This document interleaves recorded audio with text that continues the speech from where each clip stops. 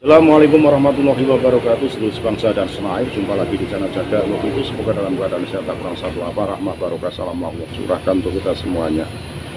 Kiai Haji Maduddin Usman Al-Bantani, Wakil Ketua Umum Perjuangan Wali Songo Indonesia Laskar Sabilillah, memberikan pembekalan terhadap pengurus PWI Provinsi Banten dalam menjalankan sebuah roda organisasi. Tentunya punya kewajiban penuh selaku Wakil Ketua Umum untuk memberikan sebuah pencerahan, sebuah sangu kepada semua pengurus yang ada untuk lebih mantap dalam bergerak, tidak serta-merta rikuh kewuh, karena PWI sendiri tidak sedang mencari sesuatu yang sifatnya pribadi. PWI bergerak tidak sedang membenci, membalas dendam, murni perjuangan Trah Wali Songo, raja masyarakat luas, untuk mengembalikan mawah ajaran leluhur Wali Songo di bumi Nusantara ini.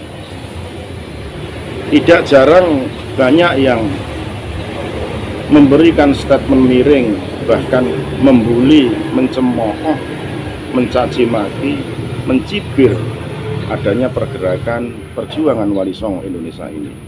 Tentunya ini harus dibendung dan beri pengertian penuh adanya pergerakan dari para Anturiah Wali Songo. Lebih jelasnya mari kita simak bagaimana Kiai Haji Maduddin Usman Al-Bantani memberikan sebuah pemaparan pokok adanya pergerakan perjuangan Wali Songo Indonesia ini di bumi Nusantara. Sekali lagi mohon maaf dan kali kata Nusantara kita. Assalamualaikum warahmatullahi wabarakatuh. Assalamualaikum warahmatullahi wabarakatuh. Alhamdulillahil malikil hakim, al-jawadil karimil azizir rahim, والطريق إليه باطل للقاصدين، والدليل عليه دائم للهادين. والصلاة والسلام على سيدنا محمد وعلى آله وصحبه الطيبين الطاهرين. يا أيها يا حنان يا منان يا ديان يا سلطان يا ما أعبد فيا أصحاب الفضائل عباس بن ياسين الحسيني متعنا الله بطول حياته. Wakil Ketua PWI FS Dr. Kiai Haji Yusuf Anwar, kesempatan kita Kiai Haji Muhammad Sadili, Sayyid Tengku Muda Tarik, Ketua PWI FS Provinsi Banten Kiai Haji Aan Zainuddin, Sekretaris Umum PWI FS Pusat Kiai Haji Dirjen Tubagus Setiadi, juga keseluruhan dari PWI FS Banten Kiai Haji Saman, Ketua PWI FS Lampung Kiai Haji Suparman Abdul Karim, keseluruhan kita Kiai Hamdan Suhaimi, Kiai Ihsan Al-Bandawi, Kiai Haji Ja'far Shadiq Al-Minjari, dan seluruh para ulama, seluruh para kiai, seluruh para pejuang Wali Songo Indonesia. Selamat kepada pengurus PWI FS Provinsi Banten yang baru saja dilantik, mudah-mudahan akan semakin semangat. Sebelum dilantik, Kiai Aan Zainuddin ini semangatnya luar biasa. Ketika sudah dilantik, maka semangatnya ini 100 kali lipat lebih semangat dari sebelumnya. Dan pelantikan ini diadakan di Cilegon. Pelantikan ini diadakan di tanah Banten, tepatnya di Cilegon, tanah yang pada tahun 1888 menjadi basis perjuangan pribumi melawan penjajahan kafir Belanda. Kiai Wasir, murid dari Syekh Abdul Karim Al-Baruani, murid dari Syekh Nawawi Al-Baruani, dari seluruh kiai-kiai mereka, Qadiriyah Naqsabandiyah, dari Kanaka, Ronjo, Resek, Dirayasa, Olotan, Sawaloko, Cilegon, Cigading, dan Bojonegara bersatu padu menyusun strategi rapat di Masilia, rapat di Bundung, rapat di Kota, rapat di Bojonegara, rapat di Cilegon, rapat di Karujon. Untuk apa? Untuk bersatu padu dengan masyarakat seutuhnya pada saat itu untuk melawan penjajahan kafir Belanda. Dan pada akhirnya, walaupun perjuangan Kiai Wasir belum bisa mengusir penjajah Belanda dari tanah Banten, tetapi perjuangan beliau bersama seluruh para kiai, para petani, para buruh dan sebagainya telah menjadi energi seterusnya untuk rakyat Banten untuk senantiasa memerdekakan diri dari berbagai penjajahan baik fisik maupun spiritual. Dan akhirnya terjadi lagi pemberontakan di Banten 1926 digelontorkan oleh murid Syekh Abdul Karim Al-Baruani, juga sebagai musyrik mereka Al-Qadiriyah Naqsabandiyah, Syekh Kiai Abdul Masnawi dari Caringin. Sebelumnya, semenjak Kesultanan Banten ini dihapuskan, diserbu, dihancurkan oleh Belanda tahun 1808, maka ketika kesultanan itu sudah secara resmi tiada, otoritas keagamaan dipegang oleh para kiai, oleh para bangsawan. Saya bilang Kesultanan Banten itu dihancurkan 1811. Kiai Budiman dari Pandeglang sudah memberontak pada Belanda. Kemudian diteruskan oleh Mas Jakariyah yang memberontak kembali pada Belanda sampai beliau Mas Jakariyah ini dibakar hidup-hidup di alun-alun Pandeglang. Dilanjutkan oleh keturunan Mas Wasiyah, kemudian sampai seterusnya banyak pemberontakan yang dilakukan oleh masyarakat Banten kepada Belanda. Kenapa? Bagi masyarakat Banten lebih baik mati berkalang-kalang daripada hidup bercermin bakat.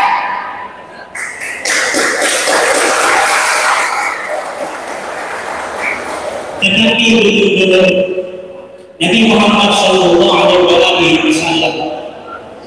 diperingatkan oleh Allah, la'allaka bakhirun nafsaka an la yakunu mu'minin.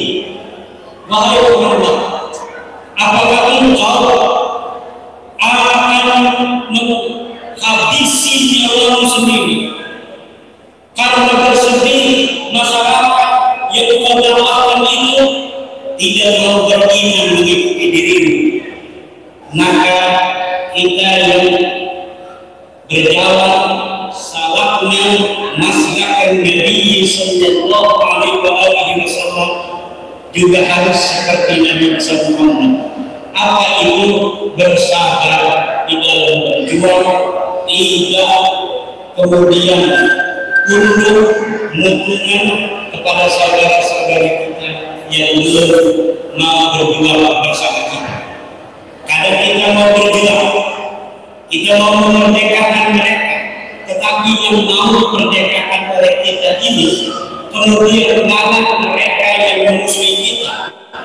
Maka jangan sampai dari situ kemudian kita menjadi putus asa. Seperti Nabi Muhammad SAW tidak pernah berputus asa ketika keluarga beliau dari Bani Quraisy, dari Bani Abdul Muttalib, bahkan ada yang mau masuk Islam. Dan tangannya yang tercinta Abbas Ibn Abdul Muttalib itu sampai perang Badar masih pernah di barisan orang-orang kafir. Bahkan menantunya Rasulullah masih pernah di barisan orang-orang kafir pada saat perang Badar. Tapi Rasulullah SAW tetaplah bersabar untuk terus mengajak saudara-saudaranya untuk ini jalan yang benar, jalan itu salah, jalan inilah yang benar, dan kita harus sabar. Makanya saya tidak pernah memberikan sebuah pernyataan tentang saudara-saudara kita yang tidak atau belum sependapat dengan kita dalam perjuangan ini. Biarkan saja, mereka sendiri yang akan merasakan dari manfaat dari perjuangan ini. Sejak zaman dulu, secara antropologis, masyarakat itu terbagi ke dalam 4 golongan. Pertama, masyarakat itu dibagi menjadi Brahman, orang-orang yang ahli akhirat, yang merupakan bangsa negara. Kemudian ada kesatria, yaitu para pejuang, orang-orang yang mengerti bahwa dia sedang dijajah. Orang-orang inilah yang senantiasa berada di garis paling depan di dalam bagaimana memerdekakan dan menyelamatkan masyarakat, bangsa dan negara. Kemudian ada golongan Malaysia, para pedagang-pedagang, para juragan-juragan yang kemudian menjadi donatur dalam perjuangan para kesatria. Dan ada orang-orang sudra, para buruh, para petani yang mereka untuk mereka kita berjuang demi untuk memerdekakan mereka dari penjajahan spiritual. Siapapun bisa menjadi Brahman. Kalau orang-orang dari golongan sudra dan Malaysia dia belajar agama, maka dia jadi Brahman. Siapapun dia yang mau berjuang, maka dia menjadi kesatria.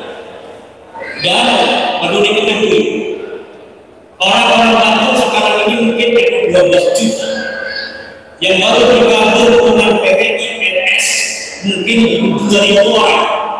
Ini jangan mengecilkan hati kita, karena sejarah membuktikan bahwa setiap masa pejuang itu tidak banyak orang yang mengerti bahwa dirinya sedang dijajah.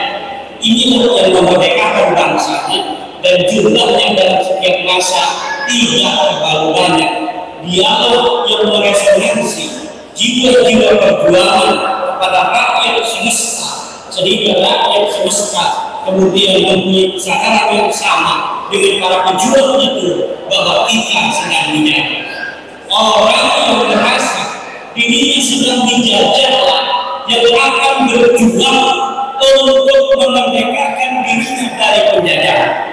Orang yang merasa nyaman dengan keadaannya, walaupun dia hina-hina, maka dia tidak akan berjuang. Maka dulu-dulu sekalian, perjuangan ini perjuangan kebenaran. Perjuangan ini adalah perjuangan menjaga nama baik bangsa. Leluhur kita bangsa mendapatkan Islam agar orang-orang Banten dulu yang agamanya sudah militan, ada yang agama Hindu, ada yang agama Kapitayan, masuk Islam. Pas sudah Islam, ternyata ada oknum-oknum dari umat Islam sendiri yang menyatakan bahwa di dalam ajaran Islam manusia terbagi-bagi kehormatannya. Ada manusia-manusia supra yang memiliki privilege untuk dimuliakan lebih dari zatnya daripada yang lainnya, dan kita merasa bertanggung jawab. Dulu kita para wali Allah yang mengislamkan masyarakat. Sesudah Islam, masyarakat itu dijajah. Sesudah masuk Islam, masyarakat itu kemudian diintimidasi, ditakut-takuti. Kalau ente nggak menghormati aneh, ente nggak masuk surga. Inilah yang harus kita larang. Ini yang harus kita berikan kepada masyarakat, bahwa Islam mengajarkan kesetaraan. Islam memandang manusia kemuliaannya adalah dari ketakwaannya. Siapa yang paling dia bertakwa, maka dialah yang paling mulia. Siapa orang yang paling tinggi ilmunya, dialah yang tinggi pangkatnya. Ba'alawi tidak begitu. Dia setiap hari lihat di YouTube ulama-ulama penceramah dari kalangan Ba'alawi, 90% isinya cuma tentang keluarganya. Ceramahnya adalah tentang bagaimana orang lain harus menghormati mereka. Ini bukan ajaran Islam, ini ajaran setan, dan kita harus lawan. Terus kita jangan bosan untuk memberitahu kepada masyarakat bahwa apa yang mereka katakan bukan ajaran Islam. Yang mereka ceramahkan bukan ajaran Islam. Ajaran Islam menghargai seluruh manusia. Kenapa Rasulullah itu cepat mengislamkan orang menjadi banyak langsung masuk Islam? Karena wali songo memasukkan orang, mengajak orang masuk Islam dengan memuliakan semuanya. Akhirnya mereka merasa dimuliakan ketika Islam datang, dan itu berjalan demikian terus sampai kemudian ada sekelompok orang yang membohongi umat Islam bahwa mereka adalah keturunan Nabi, kalian harus menghormati saya. Kemudian mereka mengintimidasi, mengeksploitasi hak-hak mereka sebagai keturunan Nabi, tetapi ketika diteliti nasabnya melenceng. Mereka ternyata bukan keturunan Rasulullah Muhammad SAW, baik dari sisi antropologi, dari sisi historiografi yang ada pada abad ke-4, ke-5, ke-6, ke-7, ke-8, ke-9, dari sisi tes DNA, keluarga Nabi tes DNA semuanya J1, keluarga Nabi tes DNA keluarga J1, mereka tes DNA G, yang menunjukkan jangankan mereka sebagai keturunan Rasulullah Muhammad, orang Arab dan mereka bukan. Kemudian dari sisi spiritual, banyak yang sudah menghubungi saya, para kiai yang bermimpi bertemu Rasulullah Muhammad SAW dan mengatakan bahwa kami ini bukanlah keturunan daripada aku. Sampaikan kepada semua orang bahwa Pahlawi ini bukan keturunan daripada aku, tidak ada kaitan mereka dengan nasab yang mulia. Bukan hanya kiai, bukan hanya para ulama yang laki-laki, yang perempuan banyak yang bermimpi bertemu Rasulullah Sallallahu Alaihi Wasallam, kemudian mengkabarkan bahwa beliau bertemu dengan Rasulullah, dan Rasul katakan bahwa Pahlawi ini keturunan aku. Ini sudah lama sekali. Saya tidak pernah bicara tentang riwayat-riwayat ini. Tetapi sekarang hampir 90 orang sudah tidak percaya karena bakal itu Nabi. Maka sekarang ini sudah boleh bahwa referensi spiritual itu sudah ada sejak dasar ini saya berikan. Sejak dasar ini saya berikan, banyak orang yang bersaksi mereka bermimpi bertemu Rasulullah, bahwa Rasulullah katakan bahwa bukanlah keturunan Nabi Sallallahu Alaihi Wasallam. Tidak ada kaitan antara aku dan Baklami dari sisi nasab, dari sisi darah, dari sisi genetik. Saudara-saudara, hari ini orang yang bisa ditipu adalah orang yang masih husnuzon kepada penipu. Orang yang masih bisa dibohongi adalah orang yang husnuzon kepada para pembohong. Orang yang bisa diteliti hari ini adalah orang yang masih husnuzon kepada orang-orang yang zalim. Orang yang bisa ditindas hari ini adalah orang-orang yang masih husnuzon kepada para petugas. Ruwiyah an Gus Miftah fi yutubihi bi annahu dakhala alaihi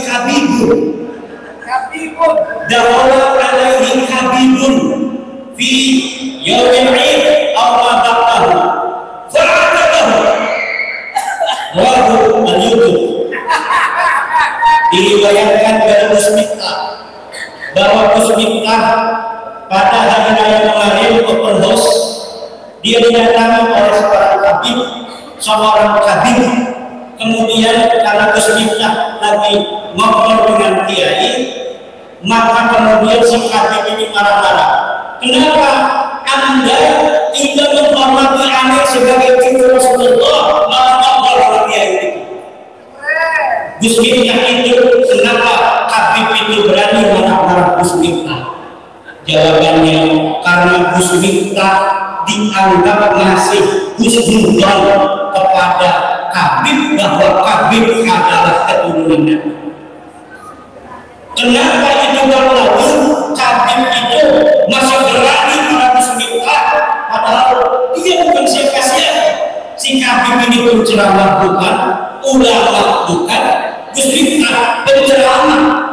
Jangan hanya camat Jokowi atau mau berbicara Gus Miftah, tapi kenapa itu si kabib yang bukan siapa-siapa berani pada Gus Miftah?